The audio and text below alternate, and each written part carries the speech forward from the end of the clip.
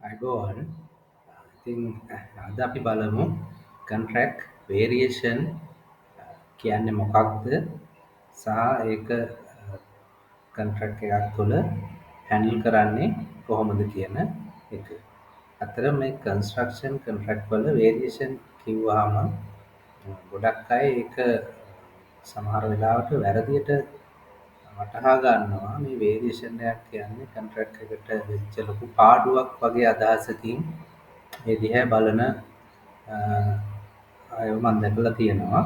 ඉතින් මේකේ තියෙන ඇත්තම කන්ට්‍රැක්චුවල් පසුබිම කන්ට්‍රැක්චුවල් බෑග්ග්‍රවුන්ඩ් එක අපි බලමු. මොකක්ද මේ කන්ට්‍රැක්ට් එකක වේරියේෂන් එකක් කියන්නේ කියලා. මුලින්ම අපි දැනගන්න ඕනි මේ කන්ට්‍රැක්ට් එකක අපි වේරියේෂන් එකක් හඳුනගන්නේ ඒ කන්ට්‍රැක්ට් ටයිප් එක අනුව. ඉතින් අපි සාමාන්‍ය භාවිතයේදී පාවිච්චි කරන කන්ට්‍රැක්ට් ටයිප් කිහිපයක් තියෙනවා. ඒ සම්බන්ධව දීර්ඝව අපි වෙනත් අවස්ථාවක කතා කරමු. නමුත් ප්‍රධාන වශයෙන් අපි භාවිතා කරන එක කන්ට්‍රැක්ට් ටයිප් එකක් තමයි measure and pay කන්ට්‍රැක්ට් කියන එක. ඉතින් measure and pay කන්ට්‍රැක්ට් එකකදී ඒකට ආවේනික වුණු කන්ඩිෂන්ස් තියෙනවා. ඉතින් ඒ වගේ කන්ට්‍රැක්ට් එකකදී වේරියේෂන් එකක් කියන්නේ මොකක්ද කියලා අපි බලමු. අපි පොඩි උදාහරණයක් එක්ක මේක පැහැදිලි කරගමු. මේ measure and pay කන්ට්‍රැක්ට් එකක වේරියේෂන් එකක් කියන්නේ මොකක්ද කියලා.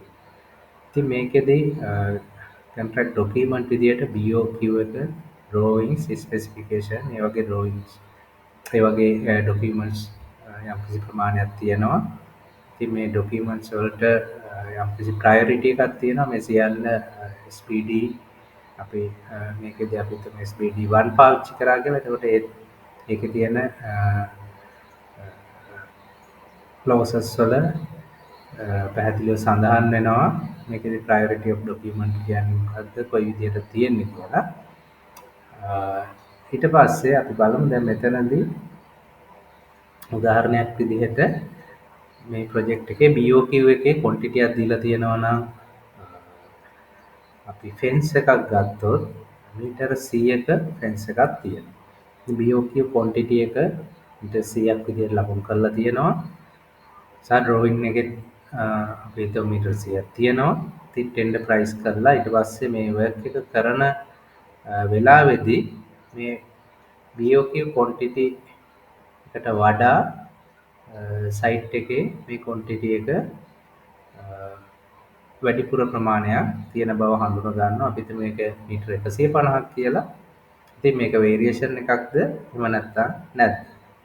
ඉතින් මේ measure and pay කන්ට්‍රැක්ට් එකකදී මේක වේරියේෂන් එකක් නෙමෙයි. මොකද ඒ අයිටම් එක තුල අපිට quantity BOQ එකේ quantity එක ගයිඩ්ලයින් එකක් විතරයි.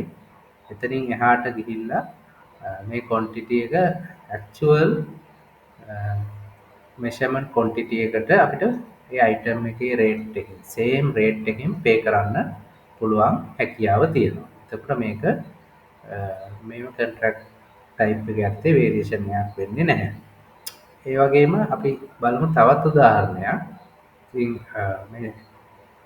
මේ ප්‍රොජෙක්ට් එකේම BOQ item එකක් තියෙනවා 1.2 මීටර උස height එකක් තියෙන fence එකක් දීලා තියෙනවා. එක BOQ item එකක්. ඊට අමතරව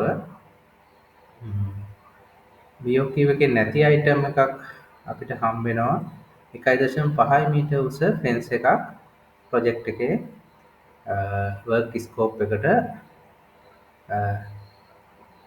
පස්සේ තියෙනවා කියලා identify කරනවා. ඒතර මෙන්න මේ අවස්ථාවේදී මේ 1.5 height එක තියෙන fence එක BOQ එකේ measure කරලා නැහැ, mention කරලා නැහැ. ඉතින් ඒ අවස්ථාවේදී අන්න ඒක අපිට අර BOQ rate එකෙන් ගෙවන්න බැරි වෙනවා. ඒ වෙලාවේදී මේක variation එකක් විදියට අපි මේ contract එකේදී අයිඩෙන්ටිෆයි කරගෙන ඒක වේරියේෂන් එකක් විදිහට ඒකේ පේමන්ට්ස් කරන්න වෙනවා. මේකෙදි කොන්ට්‍රැක්ට් එකේ යම්කිසි කාර්යභාරයක් තියෙනවා. එයා වේරියේෂන් එකක් විදිහට මේක නොටිෆයි කර යුතු විදියක් තියෙනවා ඉංජිනේර්ට. ඉන්පසු මේක ෆෝමලයිස් කරලා මේක නිව් රේට් එකක් ඉන්ට්‍රොඩියුස් කරලා මේක වේරියේෂන් එකක් විදිහට කොන්ට්‍රැක්ට් එකේ පේ කරන්න පුළුවන්. ඒ වගේම අපි හිතමු තවත් අයිටම් එකක් තියෙනවා සමාන උස තියෙන EOQ අයිටම් එකේ 1.2 තියෙනවා. අපි වර්ක් එකෙත් හඳුනා ගන්නවා 1.2 තියෙන වෙනත් ෆෙන්ස් එකක්. අන්න ඒක වේරියේෂන් එකක්ද නැද්ද කියලා අපි බැලුවොත් ඒ වගේ අවස්ථාවකදී ඒක අර ඔරිජිනල් ස්කෝප් එකේ නම් කරපු EOQ අයිටම් එක නොවන නිසා ඒක සමාන වුණත් ඒක වේරියේෂන් එකක් විදිහට අපි අයිඩෙන්ටිෆයි කරනවා කොන්ට්‍රැක්ට් එකේදී. සිමිලර් රේට් එකක් භාවිතා කරන්න පුළුවන්. නමුත් ඒකත් කෙයාර්ෆුලි ඇනලයිස් කරලා ගන්න වෙනවා. මොකද අපි එකම අයිටම් එක වුණත් සමහර වෙලාවට ඒකේ ක්වොන්ටිටිය සහ ඒ වගේ දේවල් ඕඩර් කරද්දී යන කාලය ඒ වගේ දේවල් අනුව වෙනස්කම් ඇති වෙන්න පුළුවන්. කොන්ට්‍රැක්ටර් ගේ ඔරිජිනල් assumption වලින් පිට ගිහිල්ලා එයාට ප්‍රූව් කරන්න පුළුවන් වුණොත් මේකට ගෙන අයිටම් දෙවෙනි පාර ගෙනකොට මේ වගේ චේන්ජ් එකක් වෙනවා කියලා එයාගේ නිව් රේට් එක අපිට කන්සිඩර් කරන්න වෙනවා. ඒක තමයි මේ measure and pay කොන්ට්‍රැක්ට් එකක තියෙන වේරියේෂන් ඒක ස්වභාවය. ඉතින් එතනින් එහාට ගිහිල්ලා අපි තවත් කොන්ට්‍රැක්ට් ටයිප් එකක් තියෙනවා most commonly අපි යූස් කරන එකක්. ඒක තමයි lump sum contract. lump sum නැත්නම් fixed price contract කියලා තියෙනවා.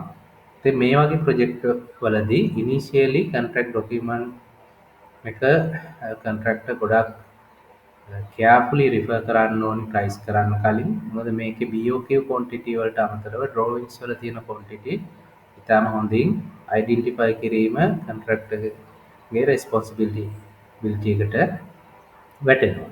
ඉතින් ඒ කොහොමත් නමුත් අපි බලමු lump sum contract එකක කොහොමද මේ වගේ වේරියේෂන් එකක් අපි අයිඩෙන්ටිෆයි කරන්නේ කියලා. ඉතින් lump sum contract එකක BOQ quantity එකක් තිබිලා ඒක drawing එකෙත් එම quantity එකම තිබිලා ඊට පස්සේ ඒ quantity එක චේන්ජ් වෙනවා නම් කොන්ට්‍රැක්ටර්ට ඒ චේන්ජ් වෙන quantity එකට එක ක්ලේම් කරන්න BOQ අයිටම් එක යටතේ අවස්ථාවක් නැතුව යනවා. ඒ වෙලාවේදී මේ වෙනස් වෙන quantity එක කොන්ට්‍රැක්ටර්ට වේරියේෂන් එකක් විදිහට ක්ලේම් කරන්න පුළුවන්. ඒ වගේ අවස්ථාවකදී ඉංජිනේරගේ රෙස්පොන්සිබිලිටි එක තමයි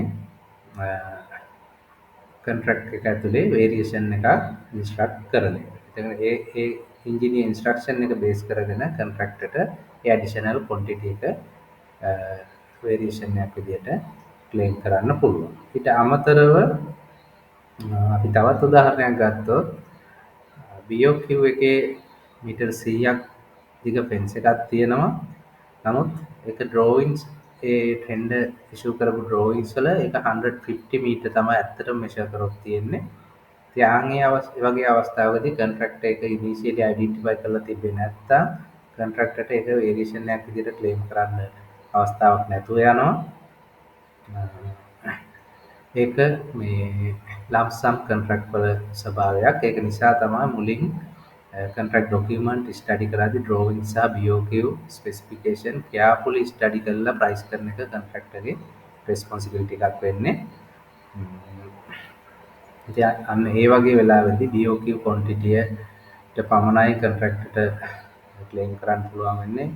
නමුත් එයා liable වෙනවා, එයා responsible වෙනවා full work එක කරන්න. ඉතින් මේ තමයි සාමාන්‍ය lump sum contract එකක තියෙන වේරියේෂන් එක ස්වභාවය. ඉතින් මෙතනදී ගොඩක් වෙලාවට අපි බලන්න ඕනි කොන්ට්‍රැක්ටර් ගේ යම්කිසි කාර්යභාරයක් තියෙනවා වේරියේෂන් එකකදී ඇක්ට් කරන්න ඕනි විදියක් තියෙනවා ස්ටෑන්ඩඩ් ඩොකියුමන්ට්ස් වලට අනුව. සහ ඒකට ටයිම්ලයින් එකක් තියෙනවා.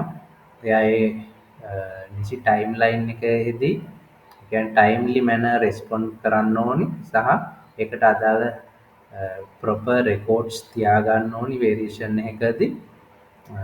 ඒකෙදී කන්ටෙම්පරරි රෙකෝඩ්ස් කියලා අපිට කියන්න පුළුවන්. ඒ රෙකෝඩ්ස් තියෙන්න ඕනේ.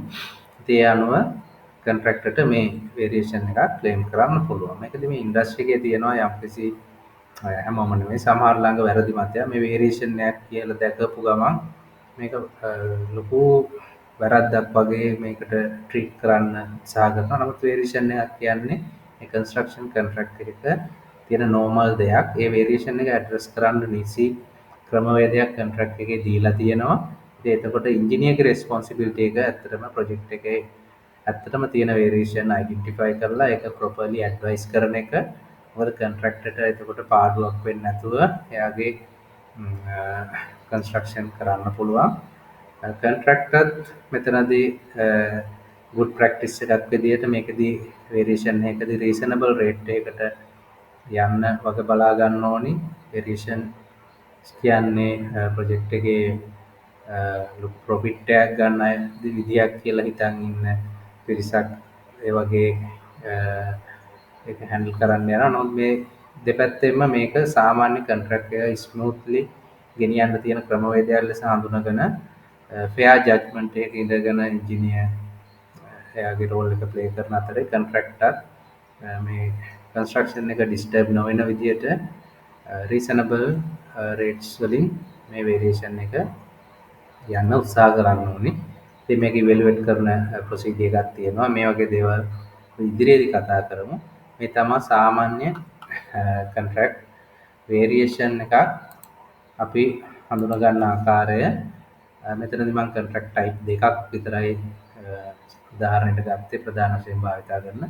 ඊට අමතරව ඩිසයින් ඇන්ඩ් බිල්ඩ් ඒ වගේ ප්‍රොජෙක්ට් වලත් වේරියේෂන්ස් තියෙනවා. ඒවා හැන්ඩල් කරන ක්‍රමවේදයක් තියෙනවා කොන්ට්‍රැක්චුවලි. ඉතින් අදට අපි මෙතනින් මේ සම්බන්ධව කතා කරන එක සාරාංශගත කරමු. මම හිතනවා කට්ටියට සාමාන්‍ය වේරියේෂන් එකක් කියන්නේ මොකක්ද කියන එක හඳුනා ගන්න පුළුවන් වුණා කියලා. මම ස්තුතියි.